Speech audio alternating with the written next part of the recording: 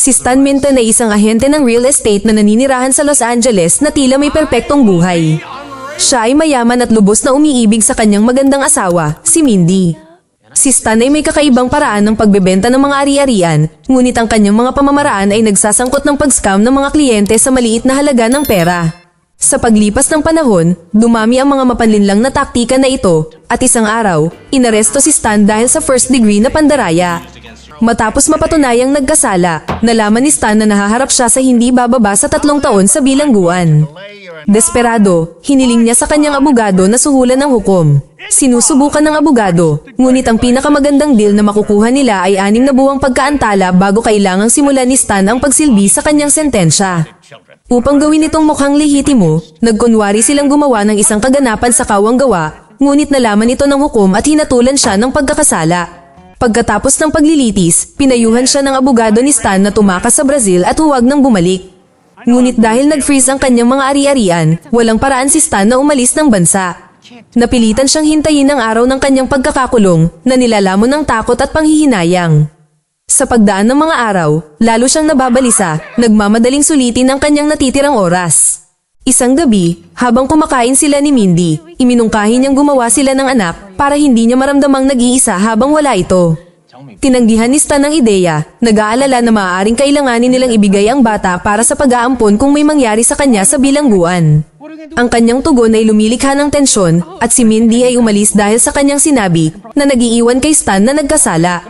Nataranta, nagmaneho si Stan at napunta sa isang bar. Habang umiinom, nakita niya ang isang lalaki na may tato sa bilangguan at nag-aalok sa kanya ng $100 para sa payo kung paano makakaligtas sa bilangguan.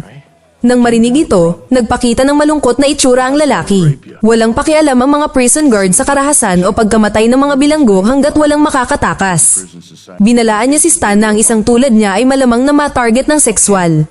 Sa takot, napagtanto ni Stan na maaaring totoo ang kanyang mga pangamba tungkol sa buhay bilangguan. Pinayuhan ng lalaki si Stan na sumali sa isa sa mga pangkat ng bilangguan, tulad ng mga Nazi, mga racist, o partikular na grupong etniko. Ngunit hindi akma si Stan sa alinman sa mga kategoryang ito. Ang huling payo ng lalaki ay mag-relax lang. Dapat magawa ni Stan na makapatay ng tao para matakot ang mga potensyal na tatarget sa kanya.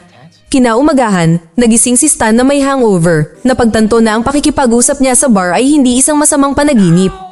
Ipinaalala sa kanya ni Mindy na makukulong pa rin siya ngunit sinisikap niyang pasayahin siya, na sinasabing palagi siyang nakakahanap ng paraan upang malampasan ang mga hamon. Dahil sa motibasyon, nagpasya si Stan na ibahin ang sarili sa isang alpha male sa loob ng susunod na 6 na buwan. Ginawa ni Stan ang mga bagay na hindi niya ginagawa. Siya ay nag-eehersisyo araw-araw at nagpatato pa sa kanyang likuran para hindi gaanong maakit ang mga magiging kalaban niya sa bilangguan. Sumali rin si Stan sa isang klase ng karate, umaasang matuto kung paano may pagtanggol ang sarili. Gayunpaman, mabilis siyang nainip sa mga pangunahing kaalaman at hinamon ng instruktor na humahantong sa pakikipag-away sa ibang estudyante. Matapos magdulot ng eksena, pinaalis si Stan sa dojo. Habang papalabas na siya ng dojo, nakilala ni Stan ang isang matandang lalaki na kilala bilang The Master. Namangha si Stan nang makita niya kung paano binasag ng Master ang pader sa pamamagitan ng isang suntok lang. Nakikita ito bilang kanyang huling pag-asa, inanyayahan ni Stan ang Master na tumira kasama niya at ni Mindy upang sanayin siya kung paano ipagtanggol ang sarili. Sa sobrang inis ni Mindy, lumipat ang kakaibang matanda at nagsimula ng isang hindi kinaugalian na programa sa pagsasanay. Sa unang araw, ginising ng guro si Stan ng 5 AM sa pamamagitan ng pagbuhos ng dugo ng atay ng hayop sa kanyang mukha. Iginiit din niya na gumawa si Mindy ng inumin mula sa lamang loob ng ox at mga dila ng kabayo para sa almusal ni Stan. Ang pagsasanay ay nagiging mas kakaiba at mas masakit. Hinampas ng guro si Stan ng nagniningas na mga patpat, banitin siya gamit ang kanyang balat, at pinakain siya ng mga alakdan at ahas. Lalong nadidismaya si Mindy sa mga gawi sa paninigarilyo at kakaibang kahilingan ng Master. Sa kalaunan, binigyan niya si Stan ng pagpipilian. Papaalisin niya ang Master o siya ang aalis. Isang gabi, nagsagawa ng peking pagnanakaw si Stan para tulungan si Mindy na maunawaan ang takot na nararamdaman niya kapag iniisip niya ang tungkol sa bilangguan. Pero nang malaman niyang kagagawan niya ang lahat, nagsimula siyang magalit. Nag-impake siya ng mga bag, sinabi niya kay Stan na hindi na siya maaaring manatili sa kanya at umalis. Ang guro, gayunpaman, ay nasasabik sa kanyang pag-alis. Dahil wala ng balakid, naniniwala siya na ang pagsasanay ni Stan ay maaaring maging mas matindi. Sa susunod na 5 buwan, sumasailalim si Stan sa mga nakakapagod na sesyon ng pagsasanay. Sa paglipas ng panahon, nagulat ang master nang magawa nitong mapabagsak siya sa pamamagitan ng paghawak sa kanyang sarili sa labanan. Bilang huling pagsubok, bumalik si Stan sa karate dojo na minsang nagpatalsik sa kanya. Sa pagkakataong ito, madali niyang natalo ang instructor na nagpapatunay sa kanyang kakayahan. Sa pagtatapos ng kanyang pagsasanay, nakakaramdam si Stan ng kumpiyansa at handa nang harapin ang kinatatakutan niya na bilangguan. Sa araw ng paghatol sa kanya, ibinaba siya ni The Master at ng abogado ni Stan sa korte. Si Mindy, bagamat lumayo sa kanya, ay lihim na nanonood mula sa kanyang sasakyan habang pumapasok si Stan sa courthouse. Matapos ang kanyang paghatol, dinala si Stan sa bilangguan sakay ng bus. Sa biyahe, sinubukan ng isa pang bilanggo na hawakan siya nang hindi naaangkop, ngunit mabilis na lumaban si Stan na ipinakita ang kanyang bagong nahanap na lakas. Sa bilangguan, ang mga bilanggo ay binabati ni Warden Gask. Kalmado nitong sinasabi sa kanila na huwag gumawa ng gulo para sa mga gwardya. Gayunpaman, nilinaw niya na higit pa doon, malaya silang gawin ang anumang gusto nila sa isa't isa.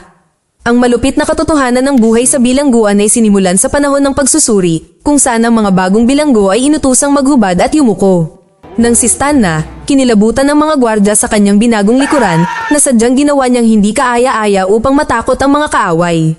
Pagkatapos, itinalaga si Stan sa kanyang selda, kung saan nakilala niya ang kanyang kasama sa kwarto, si Larry. Kaagad, iginiit ni Stan ang kanyang pangingibabaw sa pamamagitan ng pag-uutos kay Larry na kunin ang ibabang kama. Nang maglaon, ipinaliwanag ni Larry ang dynamics ng bilangguan. Itinuro niya ang iba't ibang grupo. Ang Black Gang, isang crew ng Mexican thugs, isang grupo ng mga Nazi, at isang pangkat ng mga racists. Binanggit din niya ang isang grupo ng mga siyentipiko na tinatakot ang iba sa pamamagitan ng walang katapusang pag-uusap tungkol sa mga paksang intelektual. Sa wakas, binalaan ni Larry si Stan tungkol sa pinakamapanganib sa kanilang bloke, si Big Raymond. Hindi nagtagal ay nasaksihan ni Stan ang pananakot ni Big Raymond sa isang bagong preso. Determinado na magbigay ng pahayag, matapang na hinarap ni Stan si Raymond sa harap ng buong kulungan. Gamit ang mga diskarte sa pagtatanggol sa sarili na natutunan niya mula sa kanyang master, natalo ni Stan si Raymond ng madali. Ang kanyang tagumpay ay nakakuha ng atensyon ni Patterson, ang pinuno ng grupong Nazi, na nagimbita kay Stan na sumama sa kanila.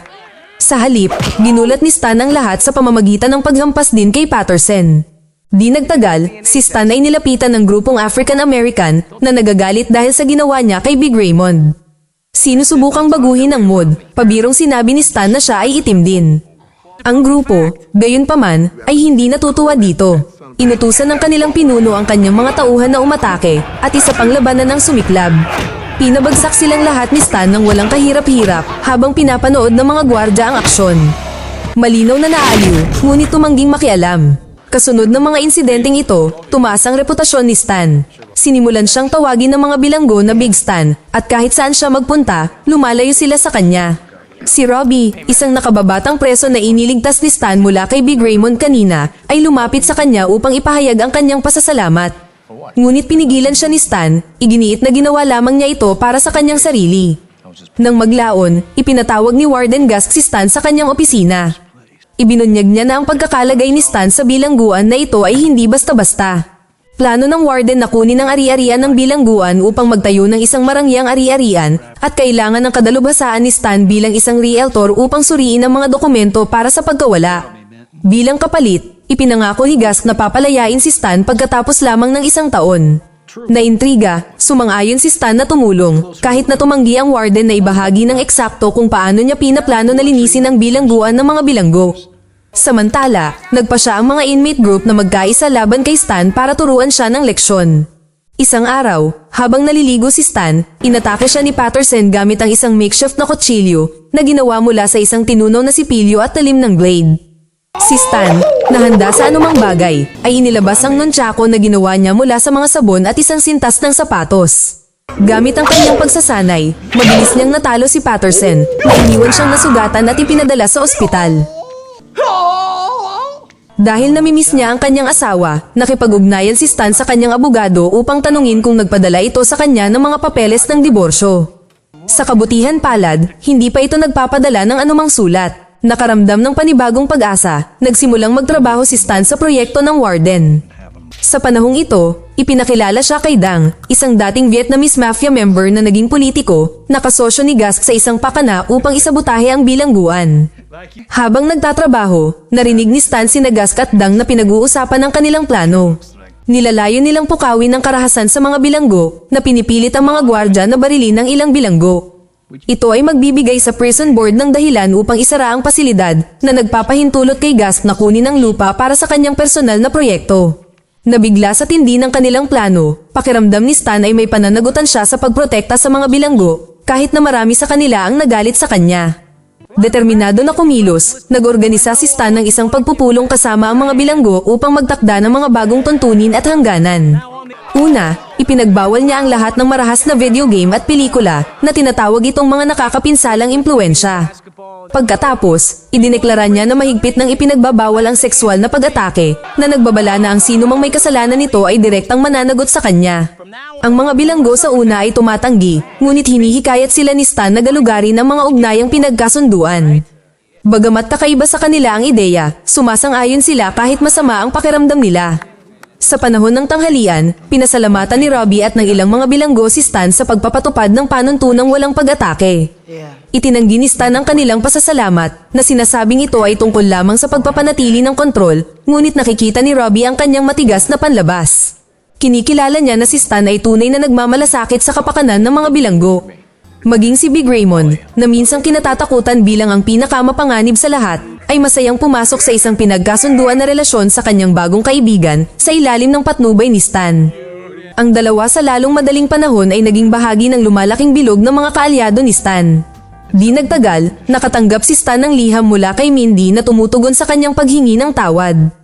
Ipinahayag niya ang kanyang pagpayag na bisitahin siya na nagbibigay kay Stan ng pag-asa na magkabalikan sila. Sa mga susunod na araw, nagsisimulang magbago ang bilangguan. Ang mga salungatan ay naresolba ng mapayapa at ang mga bilanggo ay madalas na humihingi ng payo kay Stan. Dahan-dahan ngunit tiyak, ang kapaligiran sa bilangguan ay nagbabago sa isang hindi inaasahang pagkakaisa. Isang araw, binisita ni Mindy si Stan sa bilangguan at nagbahagi sila ng isang taus-pusong sandali. Gayunpaman, naputol ang kanilang oras nang magpakita si Warden Gask sa selda ni Stan.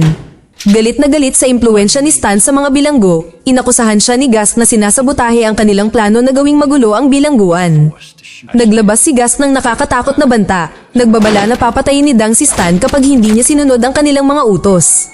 Kinabukasan, kumonsulta si Stan sa kanyang abogado na nagpapayo sa kanya na makipagtulungan kay Gask na nagpapaliwanag na ang warden ay may malaking kapangyarihan. Sa pakiramdam ng pagkatalo, ibinalita ni Stan sa mga bilanggo na ang kanilang mga problema ay hindi na niya pinagkakaabalahan at sinabihan silang bumalik sa kanilang dating gawi. Ang pagkakaisa na binuo ni Stan ay mabilis na bumagsak habang sumiklab ang mga labanan na binabawi ang lahat ng kanyang mga nagawa. Lumapit si Robbie kay Stan sa cafeteria, umaasang makikipag-usap sa kanya. Sa halip, walang pakundangan na ibinato ni Stan ang plato ni Robbie at sinabihan siyang umalis. Maging si Larry, ang ka-cellmate ni Stan, ay halatang dismayado sa kanyang inasal. Nang subukan ni Larry na lumayo, pinigilan siya ni Stan at binalaan siyang lumayo sa metal na bakod sa tanghali. Nang maramdamang nahihirapan si Stan, ipinaalam ni Larry ang kanyang nalaman sa iba pang mga bilanggo at nagsimula silang magplano ng pagtugon ng magkasama. Inayos ng Warden Gask ang isang pulong sa pagitan ni Stan at ng parole board upang talakayin ang potensyal na maagang paglaya ni Stan. Habang si Stan ay abala sa lupon, pinangunahan ni Gask ang lupon ng mga gobernador ng bilangguan sa paglilibot sa pasilidad. Plano niyang isakatuparan ang kanyang marahas na pakana sa tanghali na nag-uudyok ng mga sigalot sa pagitan ng mga bilanggo malapit sa bakod. Ang layunin ay upang pukawin ang isang nakamamatay na tugon mula sa mga gwardya na nagpapahintulot sa mga gobernador na masaksihan ng kaguluhan at bigyang katwiran ang pagsasara ng bilangguan. Sa panahon ng pulong ng lupon ng parol, sinadya nila na kumilos si Stan na parang isang kakilakilabot na tao na tinitiyak na mabilis siyang madismiss. Ito ay nagpapahintulot sa kanya na magmadaling lumabas at bigyan ng babala ang mga bilanggo na lumayo sa bakod. Sa kanyang pagpunta sa bakuran, gayunpaman, siya ay naharang ni Dang na nagpahayag na siya rin ay sinanay ng master. Ang dalawa ay nasangkot sa matinding laban. Noong una ay nadaig ni Dang si Stan gamit ang kanyang superior na mga kasanayan, ngunit ginamit ni Stan ang kanyang mga nalalaman, gumawa ng mababagsik na atake upang mabaliktad ang laban. Sa huli ay pinatumba niya si Dang at nagpatuloy patungo sa bakuran.